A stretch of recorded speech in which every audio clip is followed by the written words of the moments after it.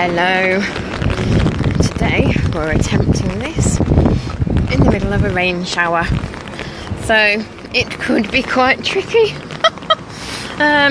Although I still have the after effects of the sun, even though I put factor 50 on. Anyway, today I wanted to talk about friends, family, and that could be like mums, dads, sisters, husbands, partners, whoever that is, friends. You know, we have a lot of people in our life, work colleagues, and it can be really tricky if they are not supportive. It might be they've heard it all before. It might be that they're afraid, ultimately, that you're going to make changes, you're going to become really positive about yourself, feel really great, and that changes your relationship with them. And that's true, it does. And that's why it's really important to engage, especially like husbands and partners, in what you're doing and why you're doing it. It's okay, just crossing the road. Because, yeah, they may have heard it all before, but perhaps you haven't spoken to them about it before. Perhaps you've kind of gone inside your shell, because especially when, you know, you're overweight and all of this, like, but especially I think with like husbands and partners, it can, you know, you can put yourself down and you can have those, you make those comments where it's like, oh, I'm not good enough. And that can put a strain on your relationship. And then you're off doing all this healthy stuff and they're not feeling like you're talking to them, like you're engaging with them. It's like you're distancing yourself. And that includes friends and family actually as well. And that can be why they react. And that can be why, in some respects, they can sabotage you. They can make those comments that you take to heart, or they can sit there and eat the food that they eat, which you're currently not eating. And it's alright, I'm crossing the road again.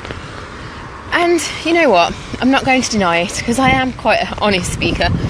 That can be a real challenge. And in that circumstances, as I say, one thing you can do is really engage them. Is really sit down and talk to them like you've never talked to them before. Now that takes honesty with you and a lot of bravery and courage, and it might be that that's something you don't feel able to do right now. The other thing you can do is look for supportive friends or look for supportive groups that will actually really help you, that you can have that conversation with, that you can go, I'm really struggling with this, or how do I deal with this? Because having that will bring strength to you. Now, I am not a huge, I think that my word of caution, I suppose, in getting involved in groups is that it can be, instead of a supportive group that's out of the problem, that takes you kind of on a positive journey, if you like, it can be a supportive group where you end up, I'm crossing the road again, supporting each other in what's going on. And it's like, oh, sometimes you need a bit of honesty, a bit of a kick up the arse, some practicality. So it's being mindful of that, because you can it's almost like the cycle of despair. You can support each other into the cycle of despair instead of like supporting each other out of it, because you're all in the same space. So be cautious around that.